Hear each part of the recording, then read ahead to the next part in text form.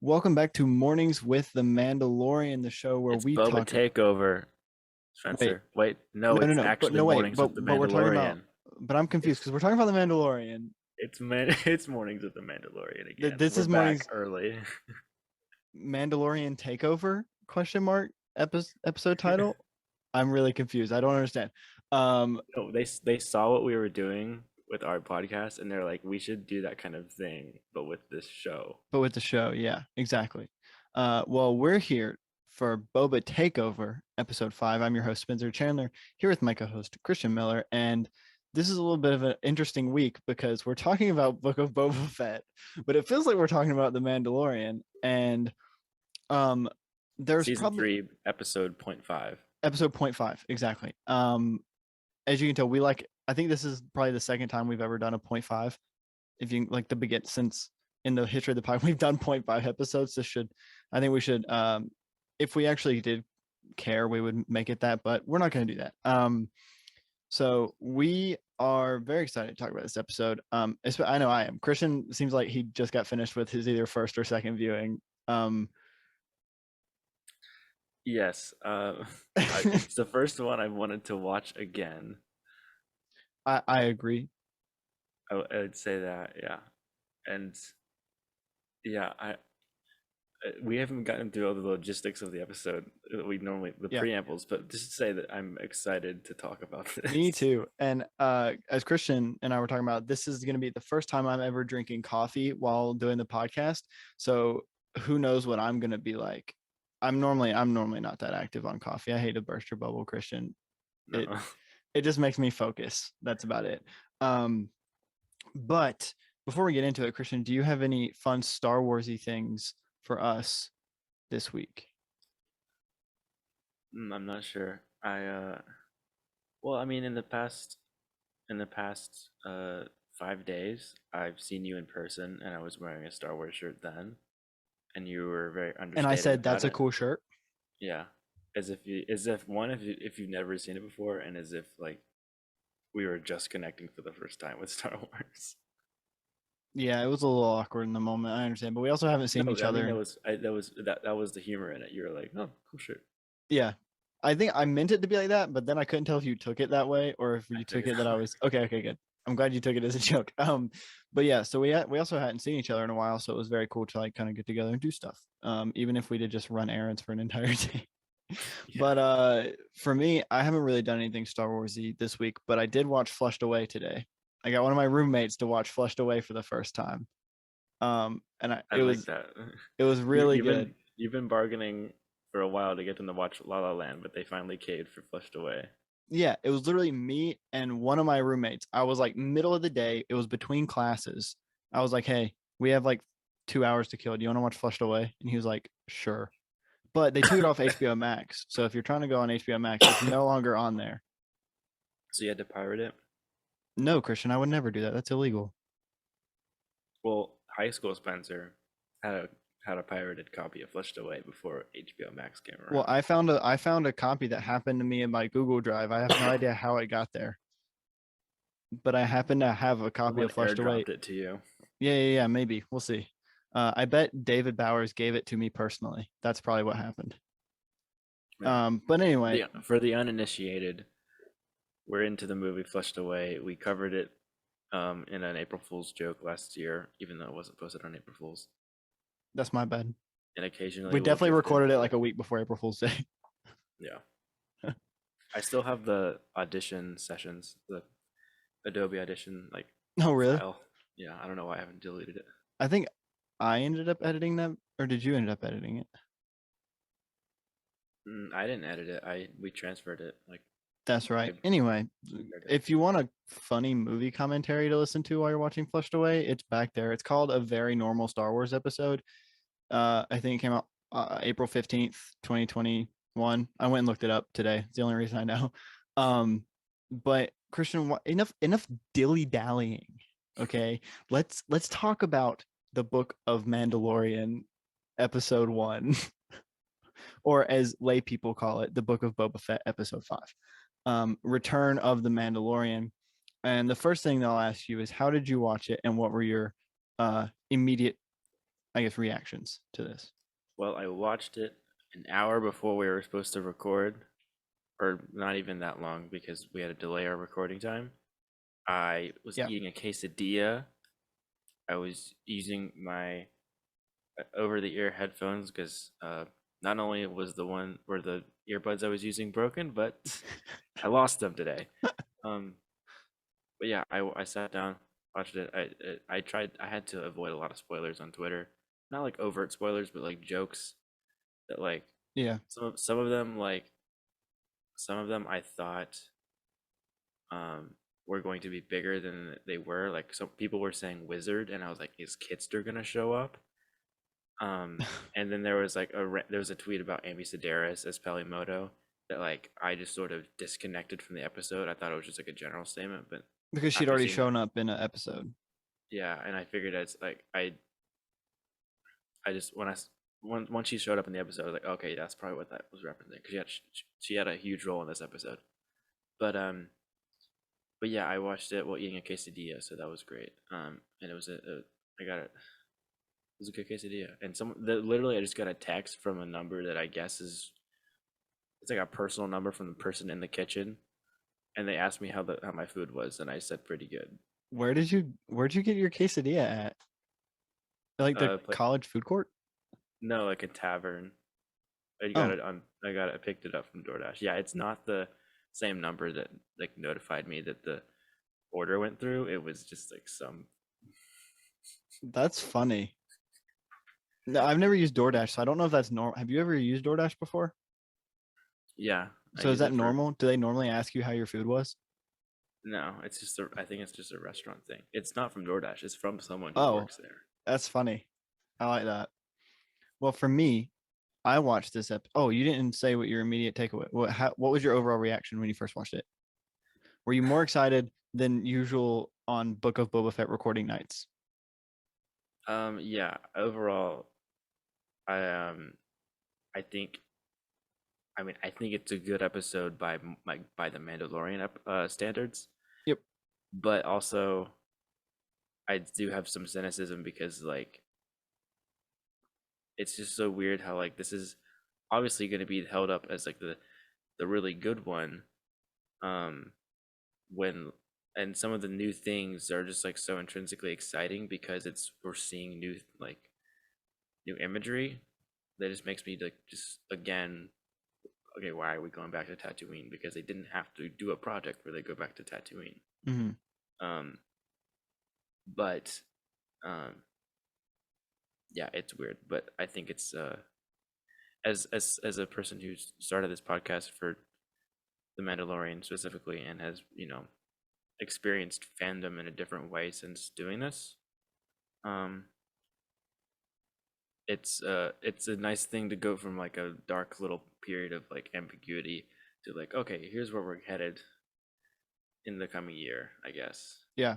we've been talking about this, but like Mm-hmm. that's a that's a more reflective way of saying it, I guess. Yeah. Well, I watched this for the first time yesterday on Wednesday when it came out, and I just all of a sudden last night I was like, "Hey, I'm trying to get a better sleep schedule." I didn't have time all day Wednesday to watch it. It was like already like 11, and I was like, "I got to get a better sleep schedule." I was like, "Oh, but I didn't watch Book of Boba Fett. I'm gonna watch it." And so I ruined my sleep schedule for yet another night to watch Book of Boba Fett. Um, Luckily my classes got canceled for today because my teacher like isn't feeling well, so it paid off this time. But I watched it, and literally the first thing that came to my head when I finished watching the episode is I was like, that is one of the coolest episodes of The Mandalorian I've ever seen. That was so cool. And I loved it. I loved everything in this episode. I just hate that it was in the Book of Boba Fett. I really like this. This would have been a great Mando season 3, episode 1. Would It have been probably would have, yeah. it would have been an amazing season premiere especially because if you think about it, the way every Mando season is gone, we'd get this episode on like a Wednesday, and then we get another episode on Friday. So we would get this on a Wednesday, and then on Friday we'd get the where he goes next. Like this would have been a great first episode of Mando season 3, and I hate that it was in Book of Boba Fett, because as you and I both say, is that I hate having to watch this show so that I understand what's going on in this other show. That's stupid. And they like did major things to Mando, and like I feel like some major things to him in this episode that if you don't watch this show, it'll be like, hey, what happened to this? Yes, and And that's it's stupid. I think it's wording it that way. I think it's very interesting because it sounds exactly like what people say when they are disinterested in the MCU. People justifiably rail against the MCU because they don't want to have to see an Ant-Man movie to know what's going on in Avengers 4. Yeah. So that's, I know we're still talking about the things we're excited about, but like again, we always do it with this show so far. We have this frame of this is the bad thing that they're doing, but we would do differently. Yeah. But within it, there are some cool things that we like to point out and that connect with us, and there are also some further more specific things that we dislike.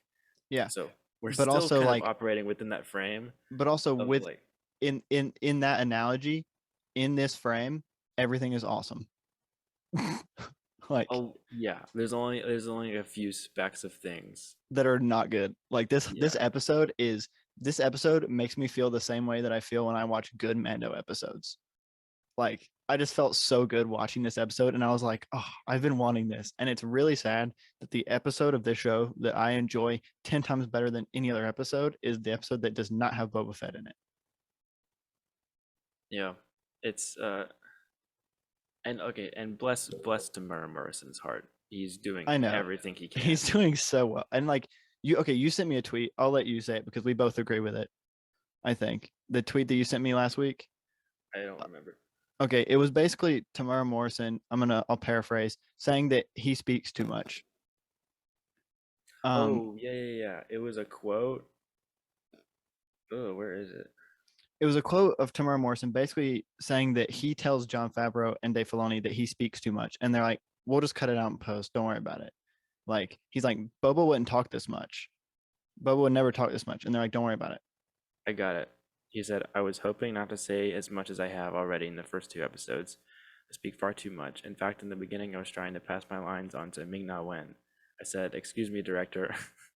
Excuse me, director. I, I know he's probably saying that just to include He's all the saying directors. well, he's saying that so that he doesn't reveal who's directing the other episodes.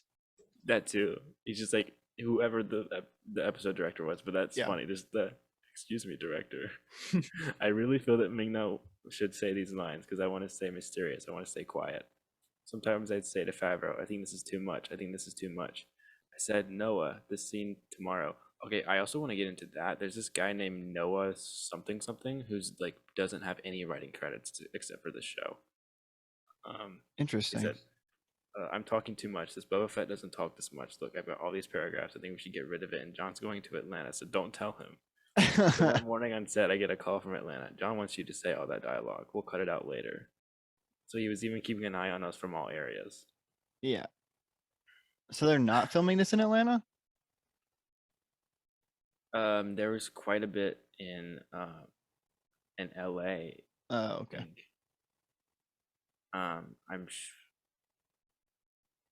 Yeah, no, yeah, the original volume was in LA. Oh, that's right. That's right. And I'm pretty sure some of it's in Vancouver as well because I've seen that in the credits, I think. Oh, okay. I could be pulling that from a Well, different show. I think that we can both agree that Tamara Morrison is correct. I don't think it's I don't think it's as bad as he says it is, but I think it's definitely like he's speaking too much compared to Ming Na Wen, definitely. yeah, the part about Mina Wen, like she's underwritten, so like yeah, that's giving for her sure. some of the lines, I think it makes sense. I think that I think Boba's had some memorable lines if you're thinking of out of context. Mm-hmm. And I think the way he speaks is distinguished and it brings good characterization, but it doesn't I think just the overall journey of his character is not doesn't change enough, and it's not fluid enough, because at the end of the day he's always just giving little mini speeches about how respectful he is. Yeah. So I think maybe that was part of it, is that Favreau just like wants to always iterate, this is what he does. He says he rules with honor, in the same way that Mando always repeats that his weapons are his religion, and this is the way, and it's my creed, and all that stuff. I think you wanted it to be a sort of a mantra, but I think Mando changes more episode to episode. Yeah. And look, we can't. This show wouldn't exist without Mandalorian, so we can't help but compare that character arcs. Yeah. And like the baggage of Boba Fett is why they went back to square one with Mando, but then they did Mando so they could actually do Boba Fett. Yeah. Well, the last thing that I will say before I get into the synopsis and when you talk about this episode in detail is shout out to Bryce Dallas Howard for always coming up with like the best episode of every season that she's been on, of every, like, she's killing it in Star Wars right now, and I'm loving it. Like season 1, probably one of my favorite, one of, if not my favorite episode. Season 2, she brought back Bo-Katan. I have to give her props for that. I love Bo-Katan. Like that was a great episode. And then in this show, she's killing it, man. She Love should. it. She should direct. Give her an entire property to do or something. Yes. I don't care. Give her something. She should either have her own thing, or if she wants to stay in the lane of her father, do the solo Star Wars story sequel. Yeah. Which wait, Ron Howard's her dad? Yeah. I didn't know that. Wait, I'm so stupid. Are you serious? Yes. I'm looking it up never, now. I guess we don't really discuss it. Whenever her episodes come up, we never be like, hey, yeah, Solo was directed by her dad. But yeah, I never realized that. Interesting. We could probably find audio footage of us talking about that. You never know. We probably could. I'm not gonna look back into it though. I'm good. Anyway, yeah. And I think once you have 3 really good episodes, she has the most good episodes, I think, of like any of the Star Wars directors. Maybe Famuyiwa. No, you're right. Rick No, Famuyiwa, right. I think, has the strongest. You're right. 2, I think. No, 3. Famuyiwa did The Child, The Prisoner, and The Believer. And those I think those are my top 3, honestly. Yeah. No, you're right. Okay, yeah. I think at least in the first season, I gave credit to Bryce Dallas Howard for working with actors, because that was her first directorial job. But at this point, like, I think I know she was like a new director. She's gonna have an actress mindset, but I think it was still sort of a bit of like this like unconscious bias against like women directors that like I didn't like, that I sort of still put in that lane, like, oh yeah, she works with performers and she has that sort of, she works with the actors very well. At this point it's just like, no, she has a nice whimsical look on this sort of like how to make scope out of these stories, and and just make it feel fun and lighthearted. So I think it's cool to see the progression of her talents with these Mendo episodes. Oh yeah. Well, let's get into the synopsis. I'm gonna do a short synopsis. I'm not gonna go through all the details, but we've been at this for like 20 minutes already. It's only been 15. I have a stopwatch going. I'm not gonna let us go over our time this time. All right. So we start off.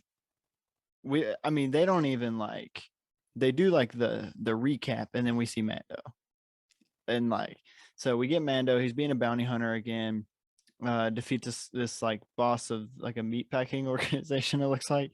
Anyway, and then we get him going to this really awesome looking like space city thing. I don't know, it's really cool looking, and my favorite shot from the entire episode, mainly because I'm biased towards just really good filmmaking, because we get like a 3-minute oneer Yes. Was it And really 3 minutes? it's like 2 or 3 minutes. I went back and rewound it and watched it like 2 or 3 times. That was the first part where I was like, I need to rewatch this. Yeah, no, I rewatched that oneer like 2 or 3 times just to see if they had any hidden cuts, and I could not find hidden cuts, and I don't know how they filmed it because it was definitely on the volume, and I don't know how they did it. It's one of the first shots in Mando that I'm like, I have no idea how you did this because I can't find any cuts. It's like they saved their best for this episode, and it's just so Yes, strange. but I've Like also seen, if you're gonna do a show entirely on Tatooine, why not really play around with the techniques? yeah, But no, but they're gonna wait for the space shuttle or the space city set to yeah, actually play around. okay, but I've also seen like behind the scenes footage of like a volume ish thing that another company has done where it's just a giant green room and you can walk around in it, and then they put it all in post, and basically it's a 5 minute one shot of a woman doing some walking through an alley, getting on an elevator, going to the top, like a external like elevator that you can see through, going up to the top, doing some stuff, then going over like a bridge and then down onto another elevator. And basically what they did is they just had her stand on a platform and just stand there, and then they put like the elevator and everything in post. That's the only thing I can think of, is that they were hiding. But then where did all the extras come from? I have no idea. Anyway, I'll figure it out at some point and I'll let everyone know. Um, but anyway, he's trying to get to the culvert, the new culvert, and he finds it, and we have the armorer again coming back, and someone from Clan Visla. I can't remember his first name. Pause.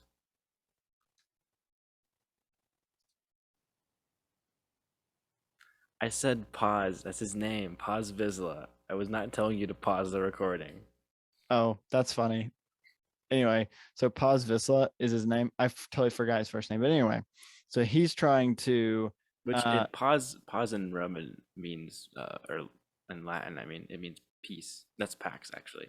But it pause in Spanish or something is peace, which is ironic because he's not peaceful at all. no, no, no. So we then see Mando wanting to, well, not really wanting to, but he shows the armor his dark saber.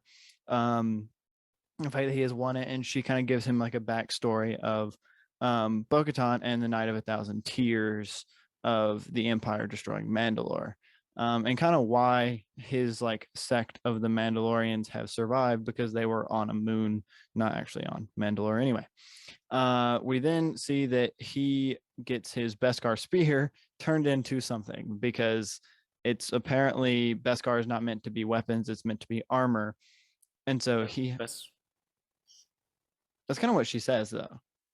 She says Beskar is supposed to be used oh for defense and not for weapons. And she yeah. says that it's dangerous for the spear to exist because it's the only thing that can pierce. It can pierce other Beskar. Yeah.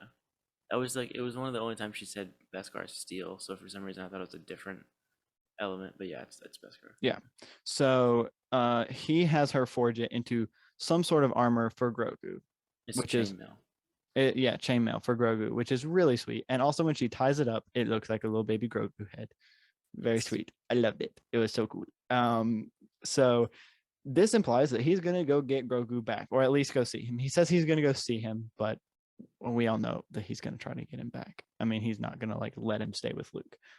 Anyway, we get the Night of 1,000 Tears and Bo-Katan, and basically the armor saying that Bo-Katan sucks, and that she was from another clan who doesn't follow the way.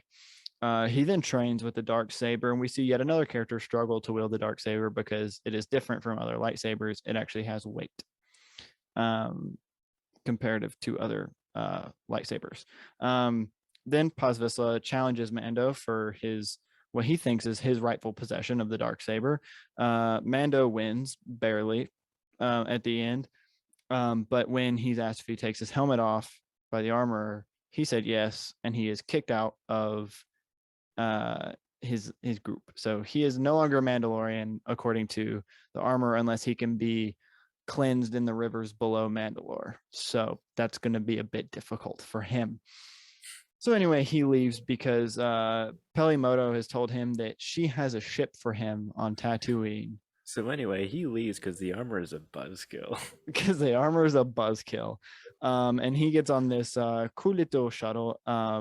And there's a really funny scene with him having to, put his weapons in the bin, and trying to, again, being frustrated with droids. That's what that whole scene's about. The fact that he can't deal with droids.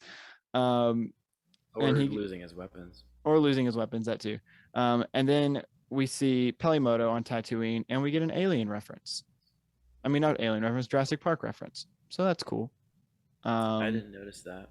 but whenever she's getting drugged behind the thing and she like grabs onto it and like pulls herself up, that's from Jurassic Park.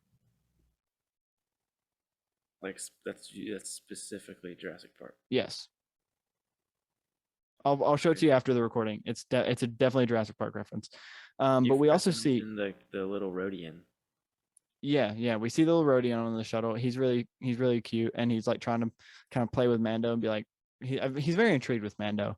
But one of my favorite little tidbits in this episode is the BD unit that is with Pelimoto. If you've played Jedi Fallen Order, that's the droid that follows around Cal Kestis. I love them, and we finally saw one in live action, so that's cool. Remind me what Jedi Fallen Order is. You go to different like ruins and then you do a Wordle puzzle. I don't get it. It's a the on social media the No, 30-year-olds are I talking play about Wordle. Yeah. I, I was making fun of the game. It's also it's just puzzles. oh, okay. Yeah. Oh no, it is a lot of puzzles. It's a lot of puzzles. But we see the ship that Pelimoto has for Mando is an N1 starfighter from Naboo, that she is going to rebuild and give it to Mando, and it's going to be the fastest thing he's ever flown. Also, Jawas are furry. If you ever wanted to know what Jawas look like, Jawas are furry. Anyway, they rebuild the ship, and it is very, very fast. So fast that he gets pulled over in space by the Republic police, and we see, I can never remember his name, the name of the policeman who is like the older one, I don't like call him a ranger. the ranger. He He's a even ranger. he started speaking in a Western accent for some of it. Yeah. Also, we also see Beggar's Canyon and the pod racing track that he goes down, while also flying a ship that Anakin flew, which is, again, callbacks. And then afterwards, Carson, his name is Carson Teva. that's right. Paul Sun Hyung Lee. Yes. And then he is recruited by Finnick. He says he'll do it for free to help them fight. He wants to see his little friend, the Pikes. He doesn't want to see his little friend before he works for Mando, or before he works for Boba. So that means that we're probably going to see Grogu in this show instead of having it be in Mandalorian. That doesn't make sense. That's dumb. But anyway, unless he's talking about someone else. Unless he's meaning someone else, which I hope he is.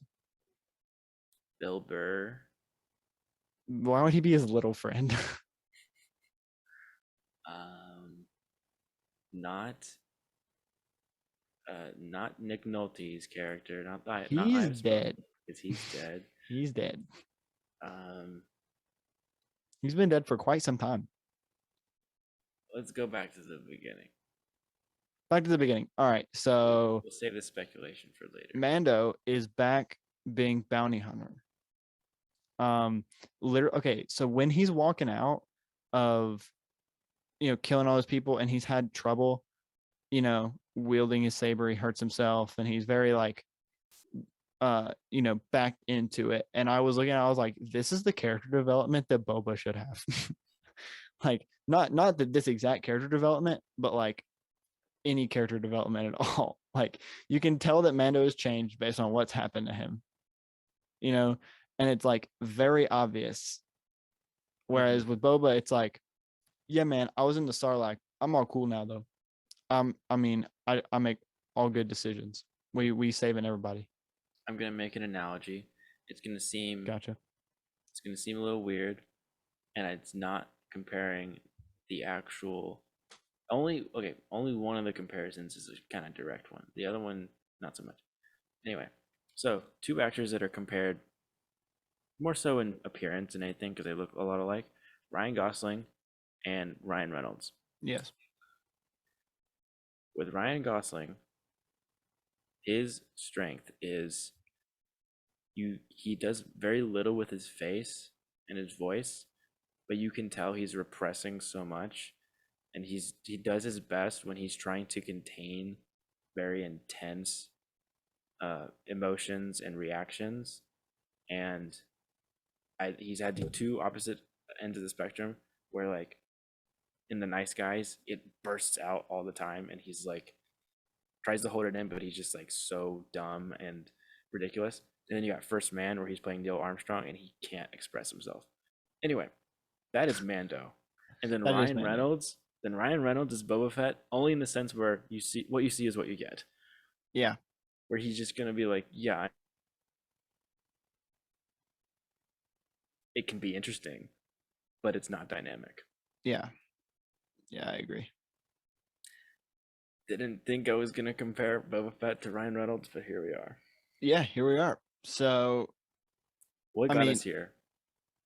we were talking You're about, you're saying that Boba should have this sort of change in his yeah, journey. we see, and the fact that Mando has gone back to bounty hunting um, after seemingly stopping for 2 seasons. He has gone back probably because of what we said last week. He's too busy being depressed to help Boba Fett. Yeah, he's being depressed right now. Okay. he's taking odd jobs. He took a taxi to this big old wedding ring in the space Which in looks space. cool as heck, by the way. Yeah, and the lighting of it, it felt like the same sort of scale and like lighting as Rogue One.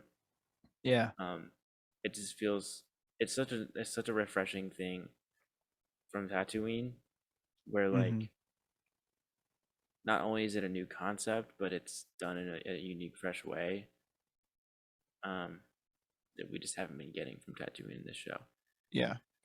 Well, no, And no, I like the little like banquet that he refuses to go to.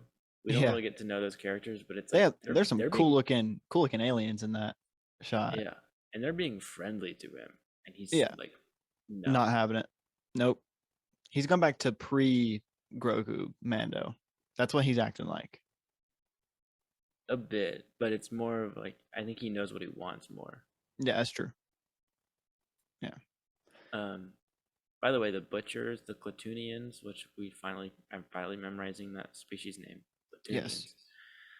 Klatooinians. Um, that was pretty cool. It felt very. I mean, it was still sort of boring action, but like the feel of that set Hmm. was really cool, and it was like they just went to a kitchen warehouse sort of. Is that a Well, thing? even the set of the city looked awesome. Like it didn't look bad. Like it looked really cool. Um, but anyway, yeah, that whole scene is just awesome. It's full of like some cool looking characters, some new like designs for characters that I don't think we've ever seen in live action, and just all kinds of stuff like that. And then we're at him going to meet up with his Mandalorian peeps Yeah, and and it's apparently only three survived from Navarro. Yeah, Navarro. and we figure out that Moff Gideon has killed many a Mandalorian. That was not his first time facing off against Mandalorians, which we We kind of knew already that. knew. We knew But that from the finale of season 1. We knew that he caused the Night of a Thousand Tears. that's right. I forgot about that. We knew that. Yeah, Anyway, we'll pretend I don't say that. I'll pretend like I'm going to cut that out. But I liked the scene of them. I always like when a character who we think is like so cool with weapons and he can do anything. Whenever we see them like struggle to handle a weapon, it's like, oh well, they're not like superhuman. Like it's always good to like humble your characters a little bit, I think. yeah, Um, so seeing him kind of struggle with the dark saber the same way that Sabine struggled with it in Rebels, and Kanan was like, it's different. It has weight. Like it's not like and you can't fight. And what the armor says, you can't fight against it. You have to use its power instead of trying to use your own power to fight against the sword. It was it I know there's plenty of samurai influences in the show, but it feels like this alternate take where like the dark saber is like a model from the Jedi lightsaber, but Yeah. it's like the Jedi are samurai and the Mandalorians are knights. Hmm. And I think that's a really cool dichotomy that they have. Just Yeah. the whole everything about like their I'm talking about like the conflicting philosophies of like Grogu um being part of the Jedi kind now, and he is supposed to repress feeling and attachment, but then Mando's like Mandalorians are all about attachment. They're about loyalty. Yeah. Um, I mean, if that's not a theme statement for season 3, I don't know what is. Yeah. Also, I understand that like she's been around for a while, but why does the armor know so much about Jedi? Just saying. I think she's got to be like probably 20 years older than Mando. Yeah. She grew up before the destruction. So well, not only the destruction, but before the separatists took before. Wait, hold Oh a minute. yeah. Maybe. Before Mando's rescue, but like again, he Yeah, was a because Mando foundling. was saved rescued during the Separatist alliance. Yeah, and that was on an unnamed planet. That was not Mandalore. Just have to No, remind myself.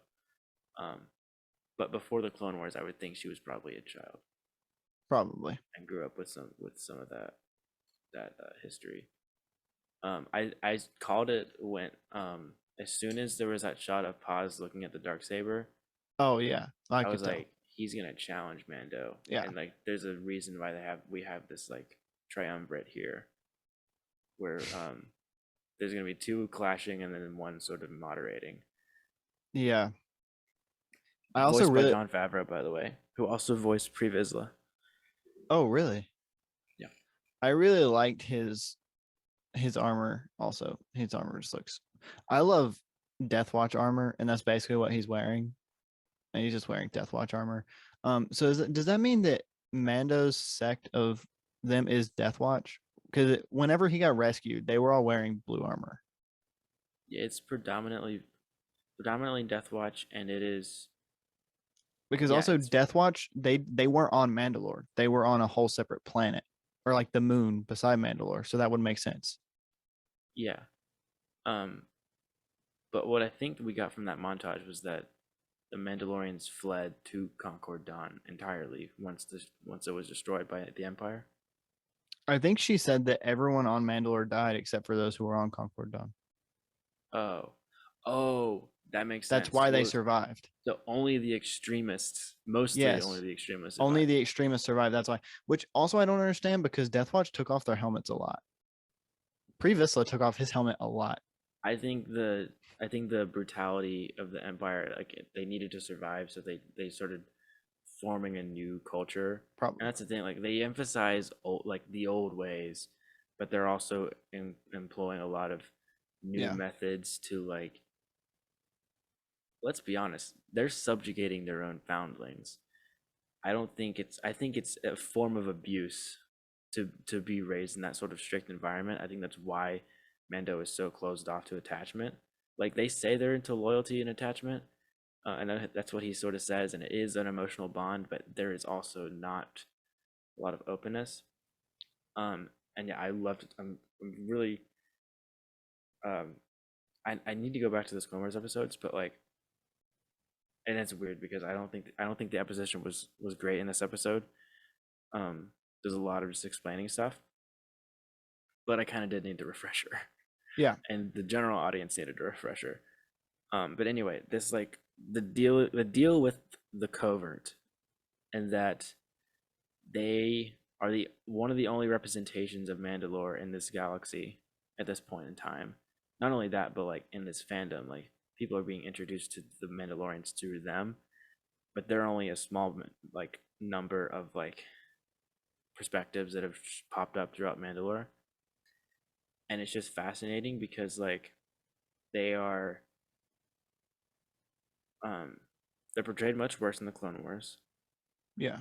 and they've gone through a lot of things in that 30 years. So like circumstantially, I think you can root for them at this point more than you can when they're Death Watch. Um, and obviously, I mean, they're not as bad as like the Republic or the Separatists who are being controlled by the Empire around that time. But I'm just like, I just think it's so interesting that like the sort of this need for preservation is both something that they needed to do, but also something that they kind of made up in a lot of ways. Um, and that they Also, emphasized values that aren't necessarily universal Mandalorian values, and yeah. they don't value like diplomacy or democracy or peace in any way, whereas that's something that developed on Mandalorian independently. Yeah. Also, just so that we don't get like anybody offended, I'd forgotten this too. I just had to look it up because I remembered. The actual moon is called Concordia. Concord Dawn was the sect of the Mandalorians that wore the red armor that they defeated that were on Concordia originally. Remember, Concord Dawn was the actual group of the Mandalorians that there was the battle of anyway. The planet's I'm Concordia. confused because I remember reading like one of those DK publishing books as a kid, and it said Jango Fett was like from Concord Dawn. I think that means he was from the I think they interchange it because once they defeated Concord Dawn, they kind of like brought them into their sect, because they killed their leader and everything like that. Is this canon? Is this from Rebels or Yeah, Clone Wars? it's yeah. Concord Dawn was the red people who sided with Darth Maul. That was That was a lot. The guy who was, remember, his right hand man, who we had seen in previous seasons. Yeah. He was the leader of Concord Dawn. Okay. But then So Death okay, Watch defeated them. I'm gonna need a fan edit of just all the Mandalorian Clone Wars and Rebels episodes. If you go on Disney Plus, they have a playlist of all the Mandalorian stuff. Is it in chronological order? Yep. Okay. I've been wanting to go back and Just watch it. one more thing. I've been wanting to go back and watch it myself, actually. But anyway, so I just loved this whole like going back, training, getting the Mando having this duel with um Paz Vizsla, and he somehow won. I mean, for a second, we did not think Mando was going to win. And I was like, if he loses the Darksaber in this show, I'm going to riot. We Like, forgot to mention in the practice session, and when he was sparring with Emily Swallow's armor, she yeets him off the oh yeah, she platform. threw him off the planet. Oh my gosh, dude. That was hilarious. But no, I was like, I honestly thought that Mando was going to lose that battle. And I was like, man, if he loses the Darksaber in the Book of Boba Fett, I'm going to be upset. Like, Yeah, if he just like imagine you didn't watch the show and then you go from seeing him win the Darksaber and now he doesn't have it and you're like, what? Like, what? That was like the whole thing. yeah. Was the dark and now he doesn't have it? But no, luckily he won last minute. And he gets kicked out of their group, so now there's only two of them. And we see just how many weapons Mando has on him when he tries to board that shuttle. Even things that like we don't think of as weapons because they're just costume design. But it's like, oh yeah, that actually serves a purpose. Oh yeah, that's a weapon. And he had to like empty out his whole like cord. He had to unspool his rope. Yeah, that was funny. Um, but we get the Rodian on the little shuttle. And then we land on Tatooine. Pelimoto shows up. Did you have any idea what the ship was going to be? Did you have a prediction before we saw it? I think I had. It's not. Oh, I was thinking Pod Racer. Okay, I thought it was Anakin's pod racer, and I was gonna be like mad because I was like, no, no, no, we already know that Cobb Vanth has one of the engines. Yeah. You better not be like, nope, that wasn't Anakin's. Here's his whole pod racer. Yeah. I did. Let's talk about that scene. Man, that okay, Pelimoto, that sort of thing. Well, even that is like okay. I was thinking through my thoughts on just how the tone of the her scenes work. I've talked about how like in Gunslinger it just doesn't sort of seem to mesh with the rest of the show, Hmm. um, and even independent of that, there's I don't normally align myself with any sort of consensus. But no, most of the time I normally have my own preferences. But even with this, I was like, is this weird? It is Um, weird, but that's why I like it. but I think she's such a good actress, and she's coming to her own so much, and you feel the sort of camaraderie that they have that like it was thoroughly enjoyable. And I think this is a pretty neutral statement. I mean, okay, it's good in that it's fun to see. I don't think it's necessarily like genius or really good for the story, but they totally gave her George Lucas dialogue.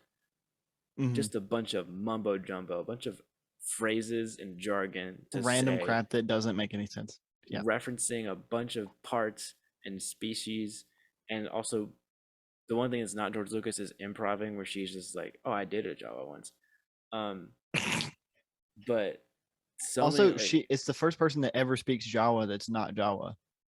that too, which is like that's all her. Like there's like, hey, do an impression of a Jawa. I'm assuming maybe they give her some like phrases, but she's just leaning into that. Yeah, that was so Um, cool. I just everything. The It's more she's on so screen, the more I love Pelimoto.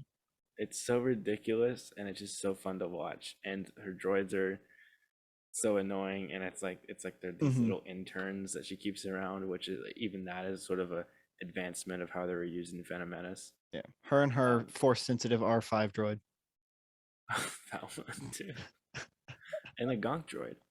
and a Gonk droid that's finally used for its intended purpose for the first time in all Star Wars media. Yeah, Because I've if you don't know, Gonk droids are actually just power droids. They're supposed to supply power. Like that's their whole purpose. We've never in the history of Star Wars seen them used for that. not even in the background of Return of the Jedi. No, the only time we saw them in Return of the Jedi was when he was being tortured. I was thinking of like the Mon Cala ship, but Mm, I don't think so. I think this is the first time we've ever seen them used in for their intended use. wow, they creep me out. I'm sorry because they Gonk, look oh yeah, like they're weird. They're walking they, trash cans, man.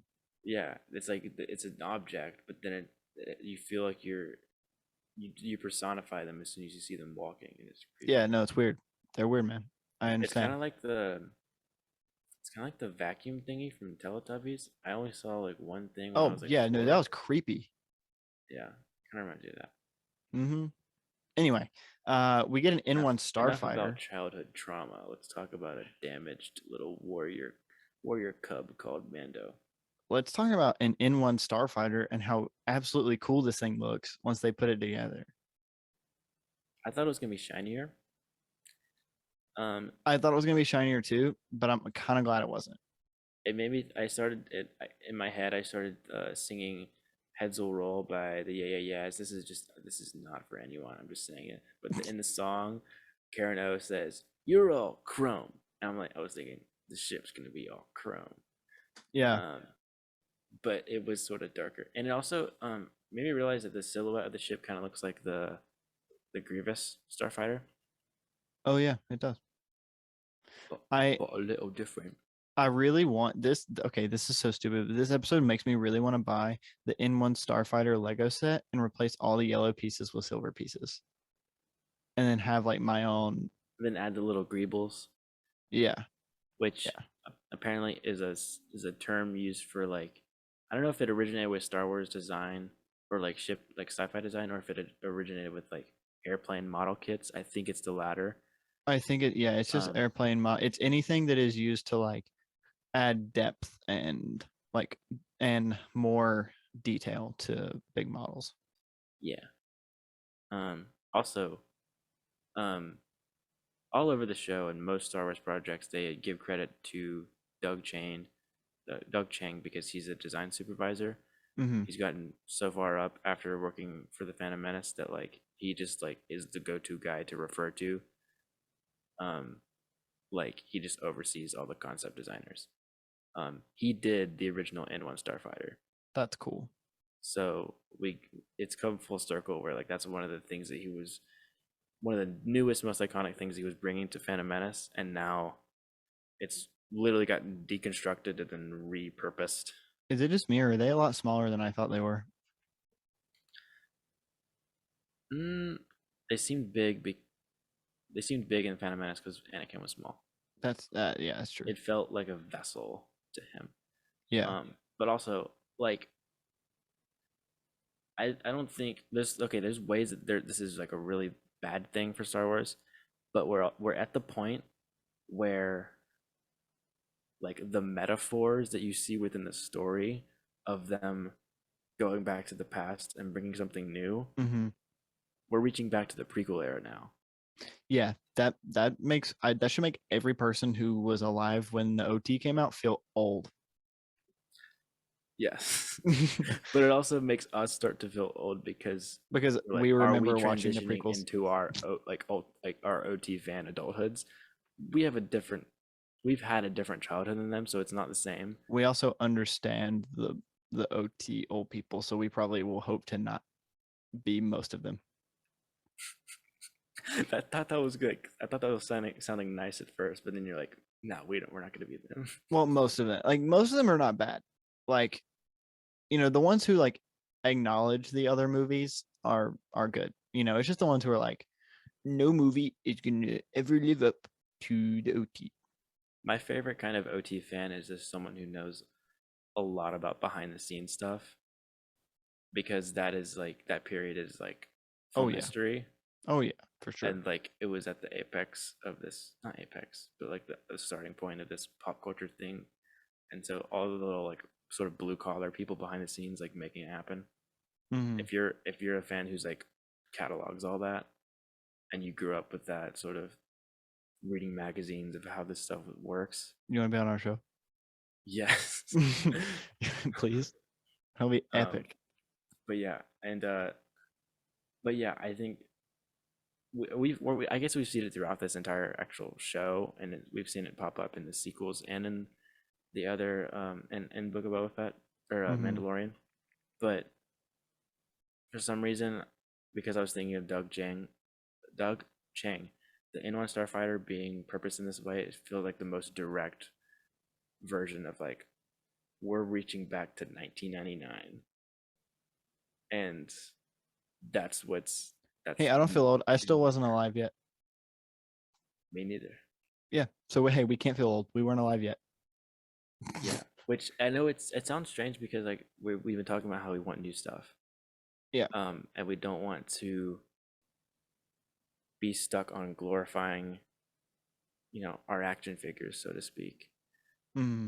And I still stand by that. I still think that the best, most meaningful thing you can do with Star Wars is something that what Rian Johnson did, and he, for the most part, didn't do that kind of thing. He did, however, have R2D2 show a hologram of Princess Leia, calling Yeah. back to A New Hope. Like he Yeah. had those little like instant fan sort of.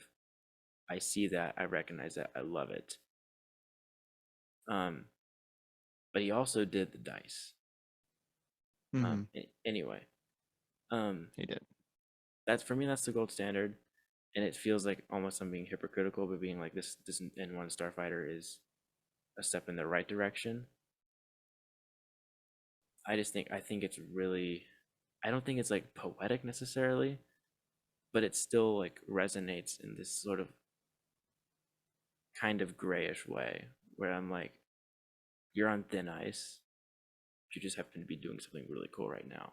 And Yeah. we get that from using. I guess it's not the volume. I guess it's all CG, but their version of the pod race Mm-hmm. set is just Well, and during this whole thing, we get three.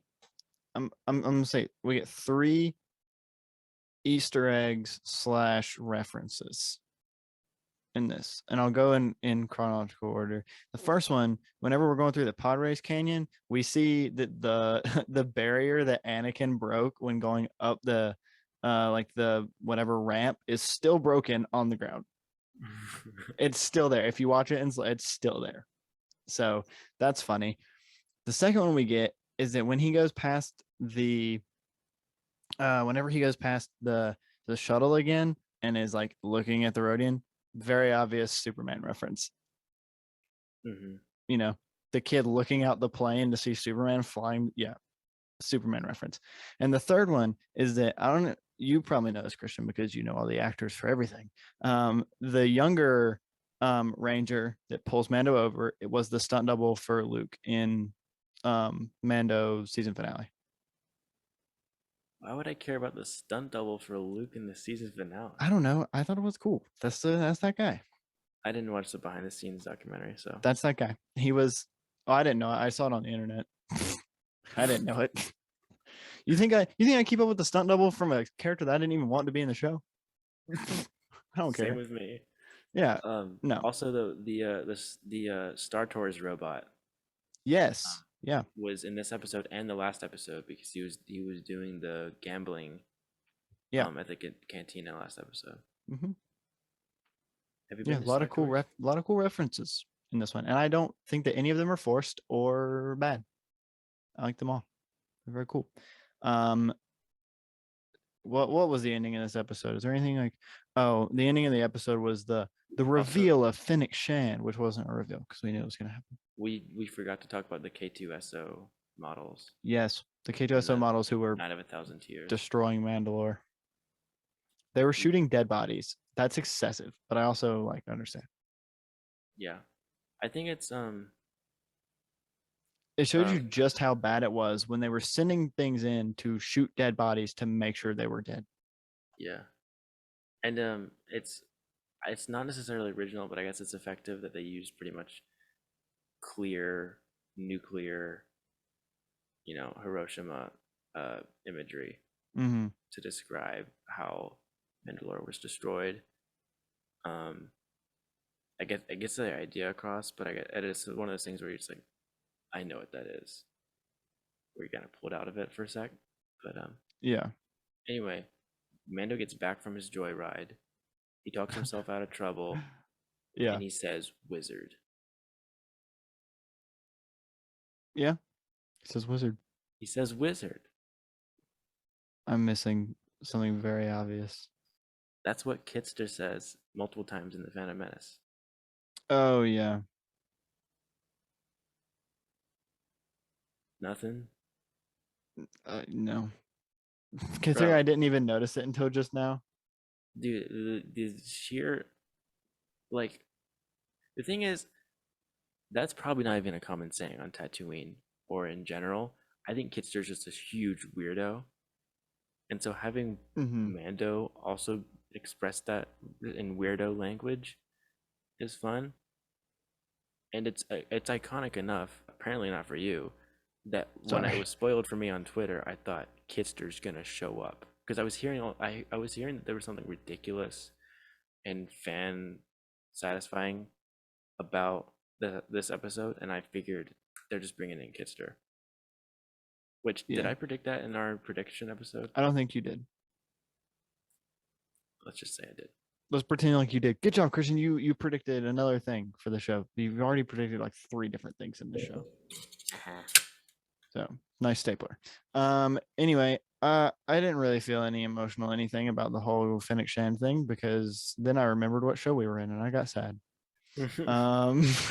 Honestly, that's how it made me feel. Like the whole episode, I was like, this is so cool. This is so cool. I love this episode. It's very cool. And then Fennec showed up and I was like, oh yeah, we have to go back to that. Darn. Well, but anyway, yeah, predictions for next episode. Who is his little friend that he has to go see? It's probably Grogu, although I hope it's not. Actually, here's how they get out of that. It seems like it's a fun little tag. He's gonna try to go away, but as soon as that happens, the war on Tatooine starts. Yeah, that makes sense. I think as soon as he tries to get on a shuttle, the Pikes are probably going to shut it down. And he makes the choice of like, you know what? I need to postpone my personal goals. Oh wait, he doesn't need a shuttle anymore. He's a ship now. Duh. Yes. Also, I think that Mando's gonna get a droid. I think he's gonna get an astromech. Well, They put way too much emphasis on the fact of him asking, "What'd you do to the?" no, but she removed it, so that's where Baby Yoda's gonna sit. Yeah, no, you're right. I thought I think it would be cool if he had a little droid assistant, but it was just way too much. For a second, I was like, "Oh, that's way too much emphasis on the droid hatch. He's gonna get a droid." no. So like basically, she removed the space to upload to load it in from the bottom to make it less weighty. So if you wanted to put it in, he would have to carry it himself and put it in through the top. Oh yeah. But no, that's where I Grogu's wouldn't gonna mind him getting an astromech. I think that would be pretty cool, especially if it was like all gray or green. If it was green. What if he just makes a little robotic version of Grogu? Of what if he has a green like a green R2 unit, and then puts little ears on it to make it look like Grogu? I think that would be sad. That would definitely be sad. So yeah, it's a good thing that he doesn't do that. Do what? You froze. I don't. Yeah, no, we're good. What did you just get done saying? I just said, well, it would be really funny if he like had a green astromech that he put ears on. Yeah, I heard that. Yeah, that's all I said. And I said it's probably a good thing that he doesn't do that because that would be a little weird and sad. Yeah. Also, I was gonna say, I'm not. I love Mando. I'm not making fun of him, but he is kind of in a midlife crisis, and it's funny that he gets a motorcycle. Yep. Yeah, he did. He's resonating with the dads. I'm sure. Well, do you have anything else to say about this episode other than the fact that you just absolutely loved it? It's one of those things where like it doesn't have. It's the situation that I dislike more than the actual execution. But like any of the negative things for this episode, like most of them are like things that I feel like I should be against, but they just can't overtake the enthusiasm. Yeah. Whereas with the other episodes, I feel like I should be against it, and I am against it. Yeah. No, for quite a bit of it. I absolutely loved this episode. And I mean, I called it. I knew that Mando would steal the show. I mean, we all knew it. As much as I love this episode, I just hate that it was in this show. This would have been such a cool first episode of the season. I think it's like I'm gonna rewatch it just because, but also like it'll be a nice little rewatch before season 3 premieres. Oh, I'm gonna watch the whole first 2 seasons again before we watch season 3. Yeah, but like it lives on. It'll have this rewatchability that will place it. Yeah, like whenever I go back and seasons. rewatch the first 2 seasons, I will be watching the first 2 seasons and this episode. And then I guess the next 2 or next 1, yes, however many left he's in. Yeah. It's gonna be super weird if Grogu is in Book of Boba Fett. I hope he's not. Totally ruin the focus. I wasn't even prepared to have Din in this entire episode. I thought we were just gonna see him sort of merge into the story. I didn't even see a solo story. Which even that is like we like this episode, but like it's weakening our focus on Boba Fett. That like you could even say that we kind of have been saying it's a bad Book of Boba Fett episode, but it's a great first episode for Mandalorian. Yeah, it absolutely is. It's a great next episode comparatively to where we saw Mando last. It perfectly bridges. Yeah. Like it's great. I think the things that are bad that it did that it shouldn't have done when it's not in because it's not in a Mando show is it. One, he got rid of the Beskar spear. That was a big thing in season 2, and they just kind of got rid of it. And like, if you don't watch I'm talking about things that you wouldn't get if you don't watch this show and you just went from Mando season 2 to Mando season 3. Lost the Beskar spear. That the whole thing of like we're setting up emotionally the next season with an episode from another show. Not Yes. It's not Yes. the greatest. New ship. I mean, that's fine. It's whatever. He has a new ship. Like you can kind of do it, but it would also be cool if you saw how he got the new ship.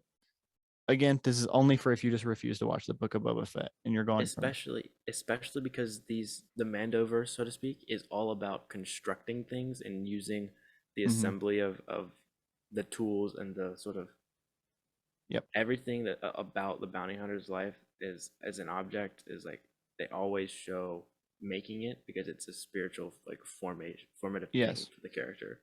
And the biggest thing that I think is that in Mando season 2, he's not going to have anybody to go back to help him. Like no Mandalorians to go back to help him because they have exiled him.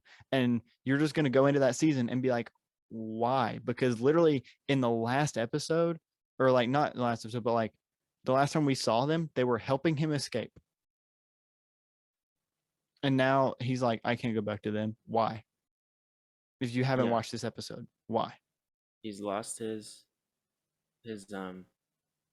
support system. Yeah. I think Again, these are all great developments for Mando as a character.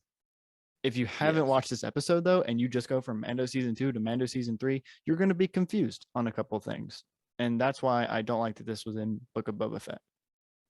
yeah, But just the again, way it's that a he great Mando episode. it's so good. He's just like I'm renouncing my creed. Like Yes, this is what we've been waiting for like 2 seasons.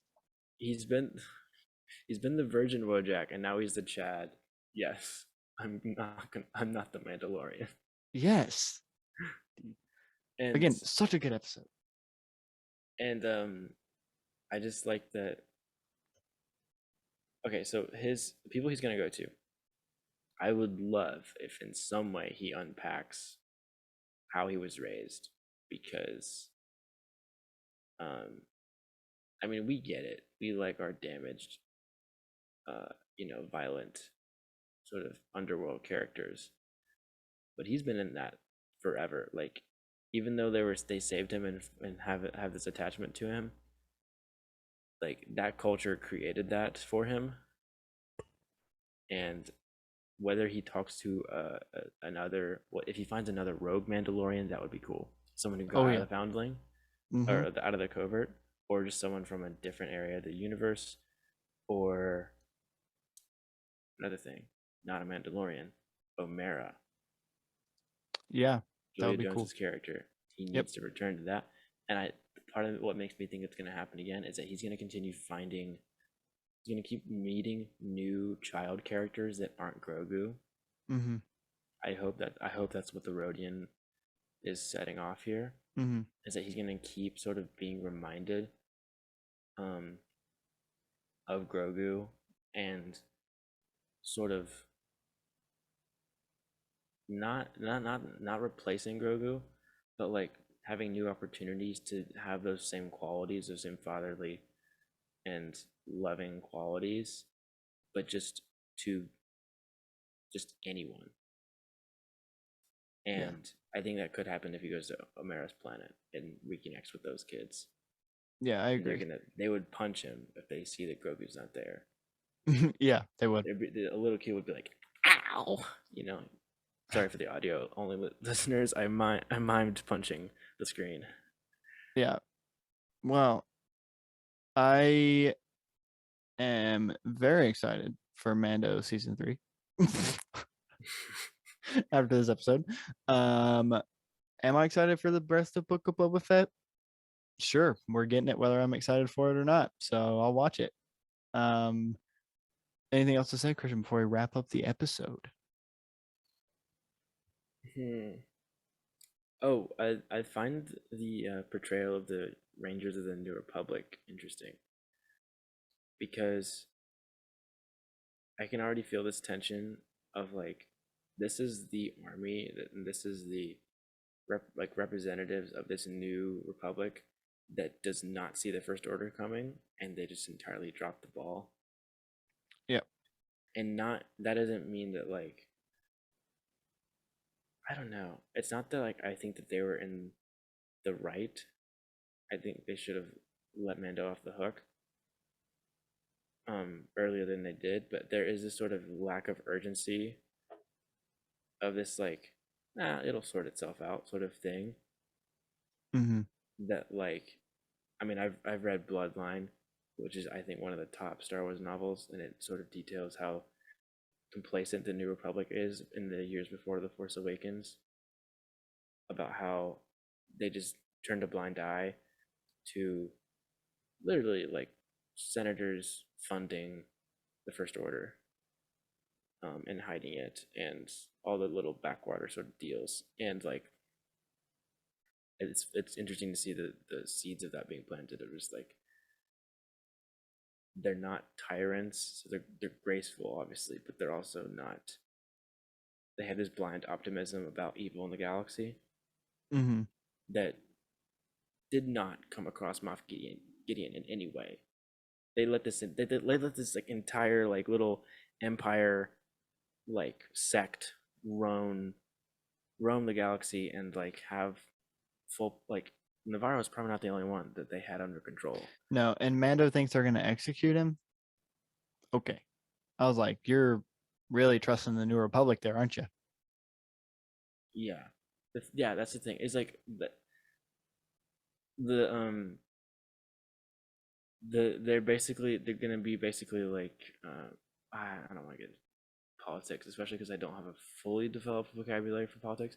But anyway, they're not gonna be violent and cruel, but they're also not gonna take the steps to like heal the actual like ills of the galaxy. They Yeah. probably didn't end slavery.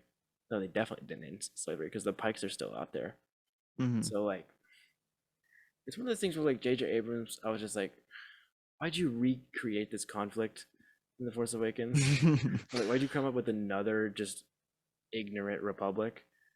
And Rise of Skywalker, they don't heal anything. They don't have any political stuff. They don't have anything about But setting up Christian, the they beat rest the of the. bad guys. That's what matters. They Nope, they beat the just won. space No, Nazis. they just won another war, and it's just But that's Christian, they gonna keep beat the going. space Nazis. That's what's They're gonna important. happen again. Probably, but I We're mean, not gonna so see did the it. US, but we beat them again. We'll get into that another day. We're assuming that the U.S. are of the rebellion in this scenario. We're kind of off base here. Oh yeah, no, okay. We'll get off of it. We'll get off of it. All right. Well, thank you for listening to this episode of the Last Star Wars podcast. Kind of took a tangent there at the end. If you want to find us on any of our social medias, you can find us on Instagram and Twitter at Last Star Wars Pod, or you can find us at Last Star Wars Podcast on Facebook and YouTube. If you want to email us, you should email us at laststarwarspod@gmail.com. And let us know what you think about this episode. Let us know your controversial takes about the show or your not controversial takes. We'll read anything, actually. Let us know what you want to see next. And please be ready for February the 7th, National Star Wars Podcasting Day, put on by StarWarsNowThis.com. The link is in the description. Go check it out. You can find all the Star Wars podcasts, and you can go find them on Instagram, Star Wars Now This on Instagram, and it'll show you the list of all the podcasts that you can listen to for National Star Wars Podcasting Day. Go give it a look. Thank you once again for listening to this episode of the Last Star Wars Podcast, and we'll see you next week.